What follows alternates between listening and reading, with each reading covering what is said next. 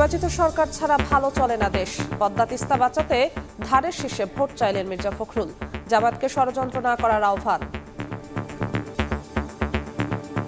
সরকার যদি শক্তিশালী না হয়, শক্তি নিয়ে যদি না দাঁড়াতে পারে, তাহলে এই পদ্মার পানিতে আমরা আরো ক্ষতিগ্রস্ত হব। বাংলাদেশের মানুষ আপনাদেরকে সহজে ভোট দিবে না, কারণ আপনাদেরকে তারা বিশ্বাস করে না। আপনারা ভালো হয়ে যান। ফ্যাসিস্ট আমলের মতো নির্বাচন হলে দুর্ভোগে পড়বে জাতি, বলছে জামাত। ভোটে সমান সুযোগ দাবি, অন্যায় করলে পার পাবে না প্রশাসন। 14, 18, 24-এর মতো নির্বাচন হয়, জাতির ভাগ্যে দুর্ভোগ নেমে আসবে। আগে যারা দলের পক্ষে কাজ করেছে, সেই ওসি, পুলিশ, এসপিরা সব পালিয়ে গেছে। আপনাদের বিরুদ্ধে যদি সেই অভিযোগ আসে, আপনারা কিন্তু এবার পালাবার পথ পাবেন না। দেখছিলেন প্রধান শিরোনাম। রাত 11টার সময় সঙ্গে আছি আমি জিন্নাতারা যশোয়া। এবার অন্যান্য শীর্ষ সংবাদ। গণভোটের 4 প্রশ্নের কোনোটিতে দ্বিমত থাকলে না বলার সুযোগ কোথায়, প্রশ্ন বিএনপির। একটি দলের বিরুদ্ধে সংস্কারের বিপক্ষে অবস্থান নেওয়ার অভিযোগ এনসিপির। খতমে নবুয়াত মহাসম্মেলনে কাদিয়ানীদের অমুসলিম ঘোষণা সহ 6 দফা দাবি।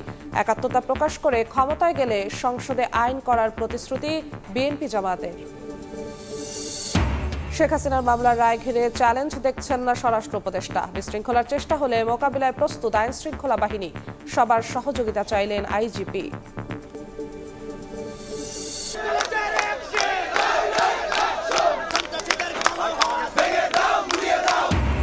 ভাড়া নিয়ে বাগবিতণ্ডার জেরে রণক্ষেত্র বরিশাল। শিক্ষার্থী ও পরিবহন শ্রমিক সংঘর্ষে আহত 30। বাস ভাঙচুর, অগ্নিসংযোগ। 2 ঘন্টা পর যান চলাচল স্বাভাবিক। এবং লকডাউনের কঠোর নিরাপত্তার মধ্যে 26 টুকরা লাশ ফেলে যায় হাইকোর্ট এলাকায়। অভিযুক্ত 2 জনকে গ্রেফতারের পর হত্যার কারণ নিয়ে ভিন্ন বক্তব্য র্যাব ও পুলিশের।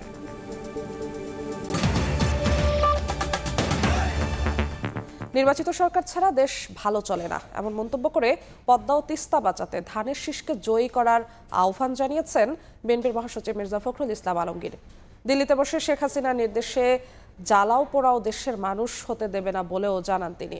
নির্বাচনে অংশ না নিলে জামায়াতের অস্তিত্ব থাকবে না উল্লেখ করে দলটিকে ষড়যন্ত্র না করার আহ্বান জানান মির্জা ফখরুল। বাঁচাও পদ্মা, বাঁচাও দেশ সহ নানা স্লোগানে মুখর চাঁপাইনবাবগঞ্জ সরকারি কলেজ মাঠ।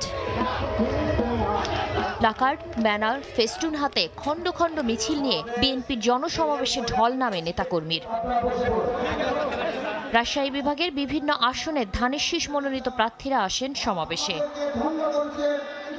শনিবার দুপুরে সমাবেশ মঞ্চে আসেন বিএনপি মহাসচিব মির্জা ফখরুল ইসলাম আলমগীর।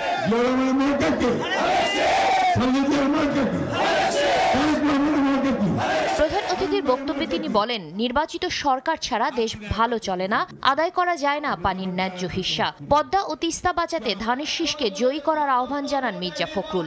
2026 সালে যে সরকার আসবে, সেই সরকার যদি শক্তিশালী না হয়, জনগণের শক্তি নিয়ে যদি না দাঁড়াতে পারে, তাহলে এই পদ্মার পানিতে আমরা আরো ক্ষতিগ্রস্ত হব।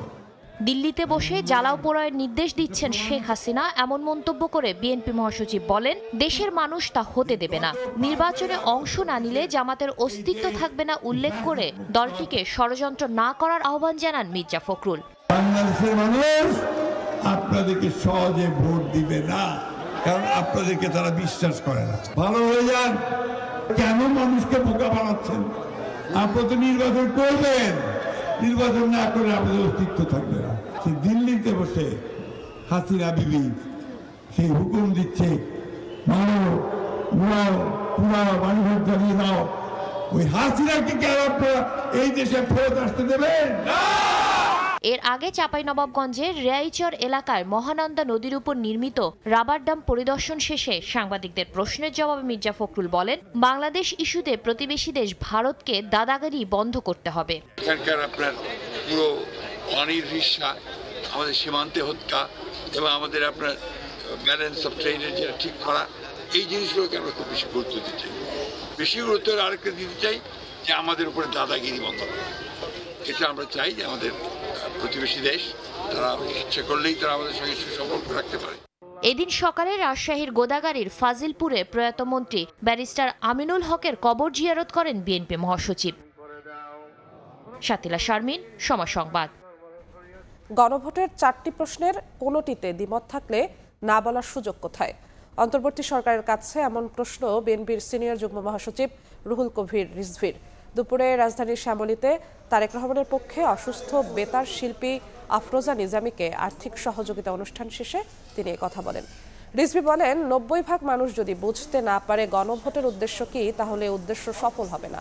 ভারত থেকে বিপুল অর্থের মাধ্যমে আওয়ামী লীগ দেশে নাশকতা তৈরির চেষ্টা করছে বলেও অভিযোগ করেন তিনি।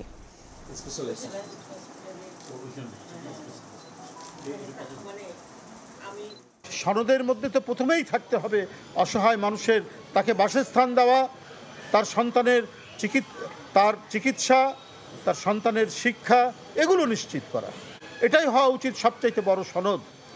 আমরা পিআর না গণভোট, এইটা নিয়ে আমরা কথা বলছি। গণভোট আমরা যেটা দেখলাম যে 4টা প্রশ্ন আছে, সে 4টা প্রশ্নের উত্তর দিতে হবে, হ্যাঁ বা না। তো সেই জায়গা তো নাই, না এর কোনো জায়গা নেই। আমি 4টা প্রশ্নের কোনোটার সাথে একমত নই, তাহলে আমি না কথাটা কোথায় লিখব?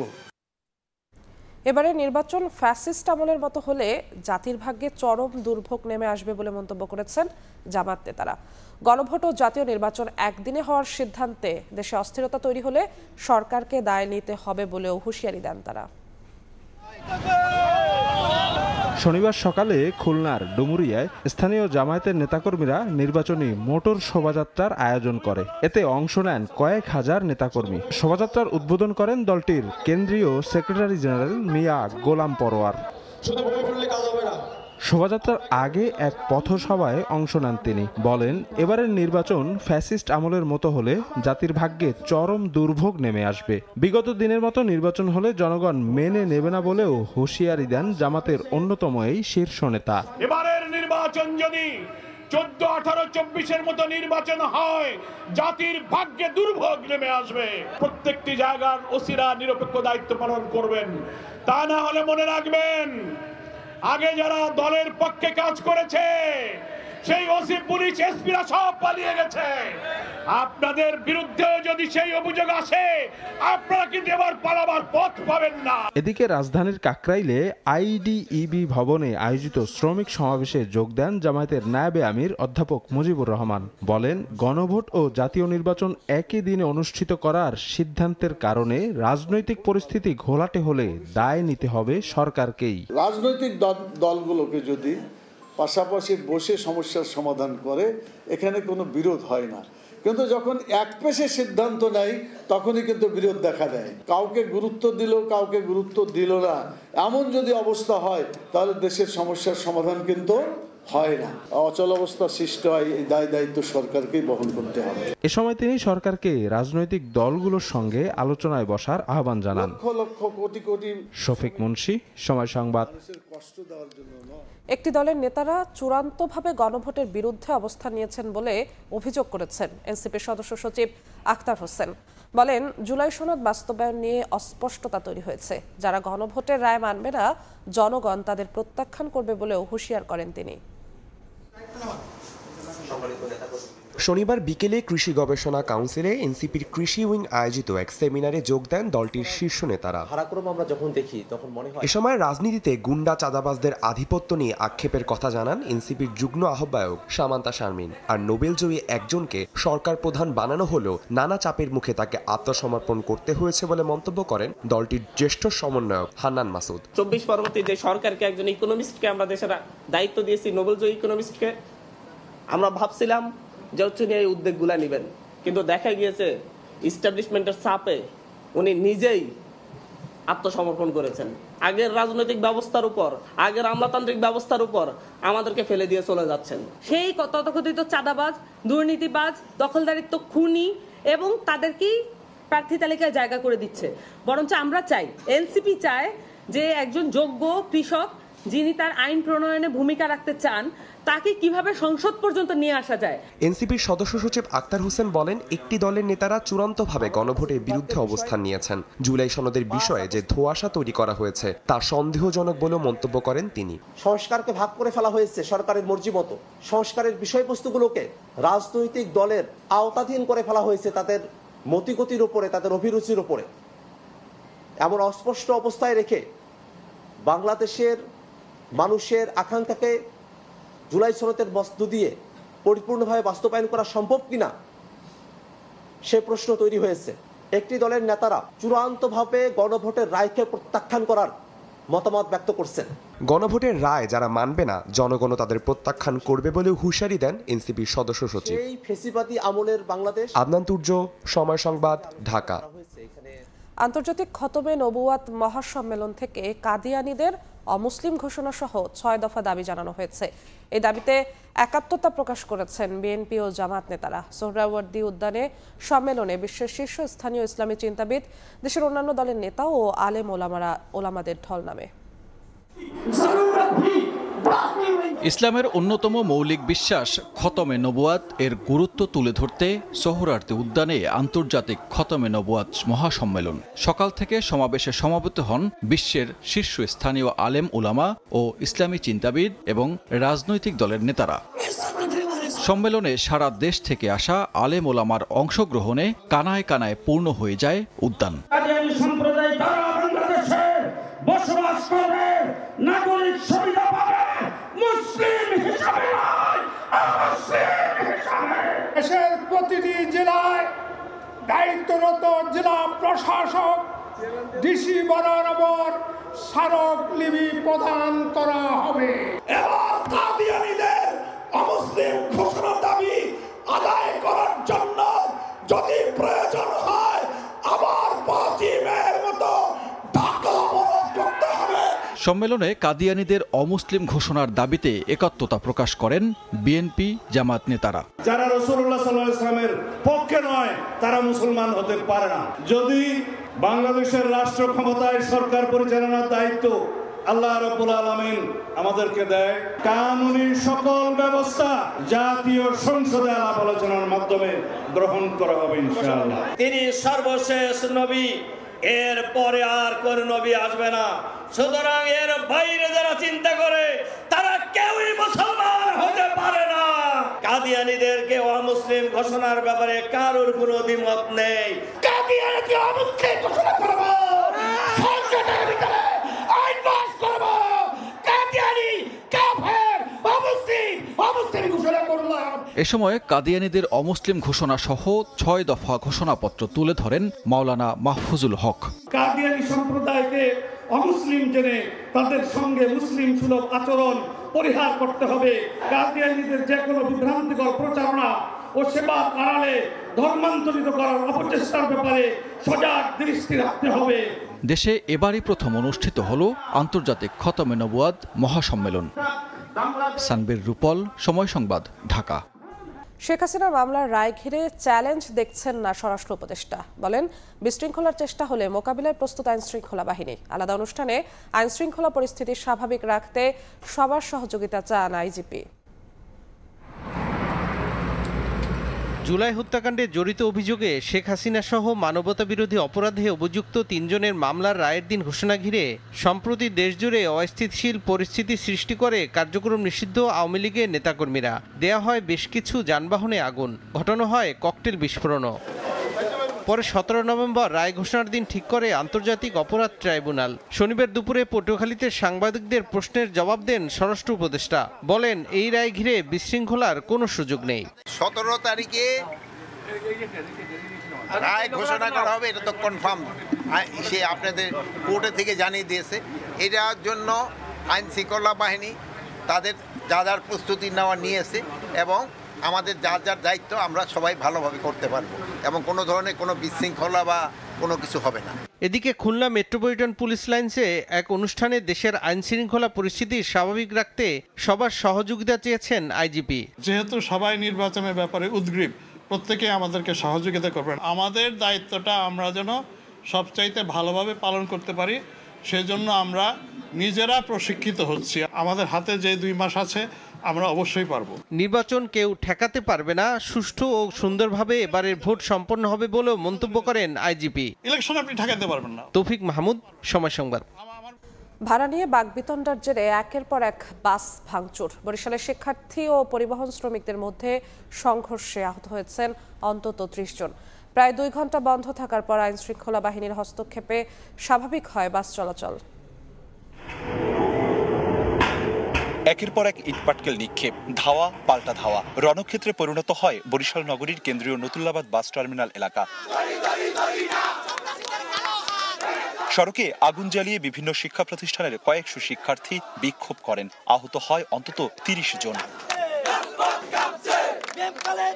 বিক্ষুব্ধ শিক্ষার্থীদের দাবি, হাফ ভাড়া নিয়ে বিএম কলেজের এক শিক্ষার্থীকে মারধরের প্রতিবাদ থেকেই ঘটনার সূত্রপাত। অভ্যন্তরীণ রুটে চলা সেবা পরিবহনের স্টাফ ও চালক হিজলা উপজেলা থেকে আসা এক শিক্ষার্থী হাফ ভাড়া দিতে চাইলে তাকে মারধর করে বলে অভিযোগ ওঠে। শনিবার সন্ধ্যায় সমঝোতার জন্য মারধরের শিকার শিক্ষার্থীর সহপাঠীরা আসলে তাদেরও শ্রমিকরা মারধর করে বলে অভিযোগ করেন বিক্ষুব্ধ শিক্ষার্থীরা। খবর ছড়িয়ে পড়লে বিএম কলেজ ছাড়াও বিভিন্ন শিক্ষা প্রতিষ্ঠানের শত শত শিক্ষার্থীরা জড়ো হন নতুল্লাবাদে।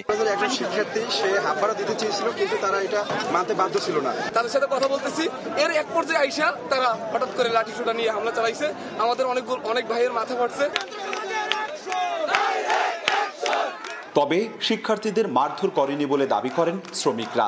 একটি বাসে আগুন, বেশ কয়েকটি বাস ভাঙচুর, কাউন্টার লুটপাটের অভিযোগ করেন তারা। সন্ধ্যা 7টার দিকে বন্ধ হয়ে যায় সকল রুটের বাস চলাচল। ভোগান্তিতে পড়েন যাত্রীরা। বললে দিয়েছে, ভাইয়া আমাকে কম দিলে আমরা চলতে পারি না, আমাদেরকে একটু ভাড়াটা বাড়াই দেওয়ার চেষ্টা করবেন। কিন্তু এই রকমের ঘটনা আমাদের সাথে ভাড়া নিয়ে কোনোদিনও হয় নাই। তার উপরে হামলা করছে, তারাও মারছে, মারার সাথে চলে গেছে। গাড়িটা সামনে ছিল, অন্য দুষ্কৃত লোকজনরাও লং পথের যত গাড়ি আছে সব ভাঙচুর করছে। টার্মিনালে ঢোকার আগ থেকেই এলোপাতাড়িভাবে ইট পার করে মারা শুরু করছে, মারতে মারতে আসছে। ছাত্রদেরকে শান্ত করার চেষ্টা করছি, তাদেরকে ক্যাম্পাসে ফেরানোর জন্য চেষ্টা করছি। খবর পেয়ে পুলিশ ও সেনাবাহিনীর সদস্যরা পরিস্থিতি নিয়ন্ত্রণে আনেন। সব পক্ষের সঙ্গে আলোচনা করে সমাধানের আশ্বাস দেওয়া হয়। আমরা আগুন নির্বাপন করে ফেলেছি, আর এখন এই পর্যন্ত শান্ত আছে। আমরা তাৎক্ষণিক ব্যবস্থা নিয়েছিলাম, যেহেতু রোড ব্লক হয়ে গেছে। অন্যান্য আমাদের যে সহযোগী তারাও আসতে বাধাগ্রস্ত হয়েছে পথে, এই কারণে একটু বিস্তার লাভ করেছে বেশি। প্রায় 2 ঘন্টার পর রাত 9টার দিকে মহাসড়ক থেকে সরে যায় আন্দোলনকারী শিক্ষার্থীরা। স্বাভাবিক হয় যান চলাচল। অপূর্ব অপু, সময় সংবাদ, বরিশাল। রাজশাহীতে সুমন হত্যা মামলার আসামি লিমন মিয়ার 5 দিনের রিমান্ড মঞ্জুর করেছেন আদালত। শনিবার দুপুরে বিচারক মামুনুর রশিদ রিমান্ড মঞ্জুর করেন। এর আগে লিমন মিয়াকে গ্রেফতার দেখিয়ে রাজশাহী মেডিকেল কলেজ হাসপাতাল থেকে আদালতে নেওয়া হয়। 7 দিনের রিমান্ড আবেদন করা হলে মঞ্জুর হয় 5 দিন। এদিকে লিমনের বক্তব্য গণমাধ্যমে প্রচারের সুযোগ দেয় রাজশাহী মেট্রোপলিটন পুলিশ কমিশনারকে কারণ দর্শানোর নির্দেশ দেওয়া হয়েছে। গত 13 নভেম্বর ডাবতলা এলাকায় ভাড়া বাসায় খুন হন মহানগর দায়রা জজ মোহাম্মদ আব্দুর রহমানের ছেলে সুমন। আহত হন তার মা তাসমিন নাহার লুসি ও হামলাকারী লিমন মিয়া। লকডাউনের কঠোর নিরাপত্তার মধ্যে গত 13 নভেম্বর আশরাফুলের 26 টুকরা লাশ ফেলে যায় হাইকোর্ট এলাকায়। অভিযুক্ত জারেজ ও শামিমাকে গ্রেফতারের পর হত্যার কারণ নিয়ে ভিন্ন তথ্য দিচ্ছে র্যাব ও পুলিশ। প্রেমের ফাঁদে ফেলে মোটা অঙ্কের অর্থ হাতিয়ে নেওয়ার পরিকল্পনা থেকেই হত্যাকাণ্ড, এমন দাবি র্যাবের। তবে ডিএমপির গোয়েন্দা বিভাগের দাবি, ত্রিভুজ প্রেমের দ্বন্দ্ব থেকেই আশরাফুলকে হত্যা করে জারেজ। গেল 13 নভেম্বর কার্যক্রম নিষিদ্ধ আওয়ামী লীগের লকডাউন ঘিরে কঠোর নিরাপত্তা ছিল রাজধানী জুড়ে। আন্তর্জাতিক অপরাধ ট্রাইব্যুনালে ছিল বিশেষ নিরাপত্তা ব্যবস্থা। এর মধ্যেই জাতীয় ঈদগাহ মাঠের গেটের কাছে 2টি ড্রামে করে 26 টুকরো লাশ ফেলে যায় জরেজ ও শামিমা। এই ঘটনায় চাঞ্চল্য ছড়িয়ে পড়ে পুরো দেশে। ঘটনাটি নিয়ে কাজ শুরু করে আইনশৃঙ্খলা বাহিনী। শুক্রবার আলাদা অভিযানে মামলার মূল আসামি জরেজুলকে পুলিশ ও তার প্রেমিকা শামিমাকে গ্রেফতার করে র্যাব। তবে হত্যাকাণ্ডের কারণ নিয়ে ভিন্ন তথ্য দিচ্ছে সংস্থা দুটি। র্যাব 3-এর অধিনায়ক বলেন, প্রেমের ফাঁদে ফেলে মোটা অঙ্কের অর্থ হাতিয়ে নেওয়ার পরিকল্পনা থেকেই এই হত্যাকাণ্ড। জরেজ শামিমাকে জানায় তার এক বন্ধুর প্রেমের ফাঁদে ফেলে ব্ল্যাকমেইলিংয়ের মাধ্যমে 10 লক্ষ টাকা আদায় করা সম্ভব। ভিকটিম আশরাফুলকে শামিমা মাল্টার শরবতের সাথে ঘুমের ওষুধ খাইয়ে হালকা অচেতন করে একান্ত সময় কাটায়। তখন জরেজ বাইরে হতে ভিডিও ধারণ করে থাকে। জরেজ এক পর্যায়ে অতিরিক্ত ইয়াবা সেবন করে উত্তেজিত হয়ে অচেতন থাকা ভিকটিম আশরাফকে হাতুড়ি দিয়ে এলোপাথারি পেটাতে থাকে। ঘটনাস্থলে ভিকটিম আশরাফুল মৃত্যুবরণ করেন। এদিকে পুলিশের গোয়েন্দা বিভাগ বলছে ত্রিভুজ প্রেমের ঘটনা থেকে এ হত্যাকাণ্ড। আশরাফুল বাসায় আসে, বাসা পরিষ্কার করার পর বারবার শামীমার সান্নিধ্যে যেতে চেষ্টা করে। জারেজুল বাধা দেওয়ার এক পর্যায়ে তাদের ভিতর তর্কাতর্কি হয়। আশরাফুল একটু ছোটাছুটির চেষ্টা করে, ওখানে একটা হাতুড়ি ছিল, জারেজুল হাতুড়ি দিয়ে আশরাফুলের হাঁটুতে বাড়ি দেয়। আশরাফুল যখন চিৎকার চেঁচামেচি করে তখন শামীমা তার ওড়নাটা আশরাফুলের মুখের ভিতরে দিয়ে দেয়, দিয়ে কস্টেপ দিয়ে মুখটা পেঁচায় দেয়। পেঁচায় দিয়ে ওরা ওই অবস্থা রাখে। কিছুক্ষণ পর দেখে যে তারা দুইজন উপলব্ধি করে আশরাফুল আর নড়াচড়া করতেছে না। তবে দুটি সংস্থাই জানিয়েছে আশরাফুল হত্যার ঘটনায় আরও তদন্ত হবে। ওয়ালিউল সাকিব, সময় সংবাদ, ঢাকা। সব দলের সমর্থনে অন্তর্বর্তী সরকার গঠিত হলেও সংস্কার ইস্যুতে সেই সমর্থন নেই বলে মন্তব্য করেছেন তথ্য উপদেষ্টা মাহফুজ আলম। নারীর ক্ষমতায়নে রাজনৈতিক সংস্কারে জোর দিয়ে রাজনীতিকরা বলেন, কর্মঘণ্টা কমানো মানে শ্রমবাজারে নারীর অগ্রযাত্রা টেনে ধরা। দরজায় কড়া নাড়ছে সংসদ নির্বাচন। 49%-এরও বেশি ভোটার নারী হলেও রাজনীতিতে তাদের সুযোগ নিয়ে আছে অভিযোগ অনুযোগ। এমন বাস্তবতায় শনিবার বিকেলে রাজধানীর 20 অডিটোরিয়ামে গণতন্ত্র বিনির্মাণে নারী বিষয়ে গোল টেবিল বৈঠকে যোগ দেন পেশাজীবী রাজনীতিক ও উপদেষ্টা। রাজনীতির মাঠে থাকা নারীরা বলছেন, দেশের রাজনীতিতে অর্থ, অস্ত্র, পেশি শক্তি, দাপট, এই প্রক্রিয়ায় নারীর সুযোগই খুবই সীমিত। বাংলাদেশের কোন রাজনৈতিক দল এই কাজটা কখনোই করে নাই যে তার মহানগরের যে কমিটি, সেই কমিটির আহ্বায়ক সভাপতি কখনো নারী হয় না। নারীদের চ্যালেঞ্জেস গুলো চিন্তা না করে ওনাদের জন্য আরো ডিসঅ্যাডভান্টেজেস যে পজিশন গুলো 2025-এ আসা, এটা খুবই আনফরচুনেট। নারীর অংশগ্রহণ নিশ্চিতে রাজনৈতিক দলগুলোর অঙ্গীকারের উপর জোর দেন রাজনীতিক ও অধিকার কর্মীরা। বাংলাদেশ যে বদলে দেবেন তার ব্যাপারে রাজনৈতিক দলগুলো যদি কমিটমেন্ট না করে কিছু বদলাবে না। ডেমোক্রেটাইজেশনের জন্য আমাদের নারীর অংশগ্রহণটা এখানে অপরিহার্য। কিছুটা গণতান্ত্রিক যেসব জায়গায় আমরা একটু বলে থাকি, সেখানে ওই অংশগ্রহণের মধ্য দিয়ে কিন্তু এই জিনিসটা ঘটেছে। নিজেদের তাকিয়ে নিজেদের দিকে আমাদের প্রশ্ন করতে হবে যে সত্যিকার অর্থে আমরা যা বলি আর যা করি তার মধ্যে ফারাকগুলি কোথায়, কেন এবং কিভাবে এই ধরনের ফারাক রেখে আমরা পার পেয়ে যাই। তথ্য উপদেষ্টা জানান, দলগুলো চাইলে সব ক্ষেত্রে সংস্কার আনা সম্ভব হতো। পলিটিক্যাল সেটেলমেন্ট এটা যতদিন না বদলাবে ততদিন আসলে এখানে কোনো পলিসি সাজেশনস বলি কোনো পলিটিক্সও আসলে কার্যকর হবে না। অভ্যুত্থানের চেয়ে তো বলে পলিটিক্স করা সম্ভব না এত মানুষের রক্ত দিয়ে। নারীর ক্ষমতায়ন না হলে দেশে মৌলিক পরিবর্তন আসবে না বলে মনে করেন বক্তারা। কিভাবে দেখবো যে নারীর এই রৌনক নিয়ন্তা, সময় সংবাদ, ঢাকা। চট্টগ্রাম বন্দর বিদেশি অপারেটরদের কাছে ইজারা দেওয়ার প্রতিবাদে মশাল মিছিল করেছে শ্রমিক কর্মচারী ঐক্য পরিষদ। সন্ধ্যায় নগরীর নয়াবাজার বিশ্ব রোড থেকে শুরু হয়ে বিভিন্ন গুরুত্বপূর্ণ সড়ক প্রদক্ষিণ করে মশাল মিছিলটি পরে বড়পুল এলাকায় গিয়ে শেষ হয়। শ্রমিক নেতারা অভিযোগ করেন, সরকার ও বন্দর কর্তৃপক্ষ নিজেদের স্বার্থে স্বয়ংসম্পূর্ণ টার্মিনাল এনসিটি ডিপি ওয়ার্ল্ডের হাতে তুলে দিচ্ছে। লালদিয়া চরও ইজারা দিতে চায়। তারা আরও বলেন, এসব টার্মিনাল বিদেশিদের হাতে গেলে শ্রমিকরা যেমন চাকরি হারাবে, তেমনই ক্ষতি হবে অর্থনীতির।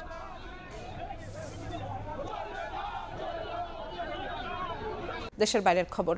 মিয়ানমারের সাগাইংয়ে চলছে তুমুল লড়াই। বিদ্রোহী গোষ্ঠী পিপলস ডিফেন্স ফোর্সের অতর্কিত হামলায় গত কয়েকদিনে নিহত হয়েছেন অর্ধশত জান্তা সেনা। এছাড়া 15 সেনাকে আটক করেছে গোষ্ঠীটি।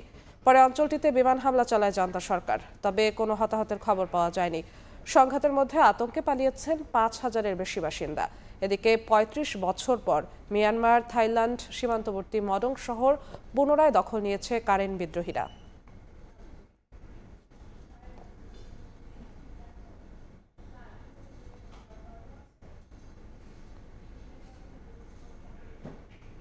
এতক্ষণ দেখছিলেন দেশ বিদেশের খবর।